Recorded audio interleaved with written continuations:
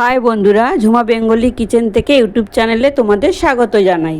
আজকের রেসিপি হলো মটন ঘুগনি। কাঁচা মটরগুলো 3 ঘন্টা আগে ভিজিয়ে রাখছিলাম।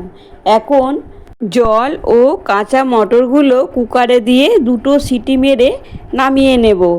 গ্যাসের ফ্লেমটা আমি কম করেই রাখছি। 2টো সিটি হয়ে গেল। এখন দেখো মটরটা আমার সিদ্ধ হয়ে গেছে।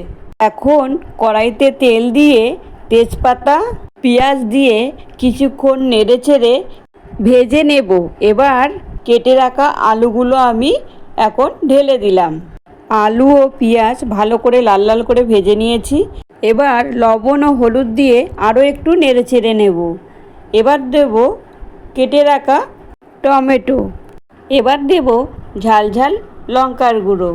ভালো করে নেড়েচেড়ে কষিয়ে নেব। এখন দেব আদা রসুন বাটা ও জিরে গুঁড়ো। ভালো করে আরও একটু নেড়েচেড়ে নেব। একটু জলও দিয়ে দেব মশলাটা কষানোর জন্য, টমেটোটা সিদ্ধ হয়ে যাবে। এবার দেব মটনের চর্বি। ভালো করে একটু নেড়েচেড়ে ঢাকা দিয়ে দেব। ঠিক 10 মিনিট হয়ে গেছে। এখন টমেটোও সিদ্ধ হয়ে গেছে আর মটনের চর্বিও সিদ্ধ হয়ে গেছে, মশলাটাও কষানো হয়ে গেছে। এখন সিদ্ধ করে রাখা মটরগুলো আমি ঢেলে দিলাম, দিয়ে কিছুক্ষণ নেড়েচেড়ে নিলাম। মিনিট 5 নেড়েচেড়ে আমি নামিয়ে নেব।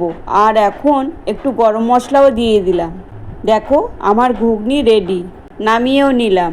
ভিডিওটা ভালো লাগলে ঝুমা বেঙ্গলি কিচেনে একটা লাইক ও সাবস্ক্রাইব করে দিও। আজ এই পর্যন্ত, ফিরে আসছি আবারও এক রেসিপি নিয়ে। এখন সুস্থ থেকো, ভালো থেকো।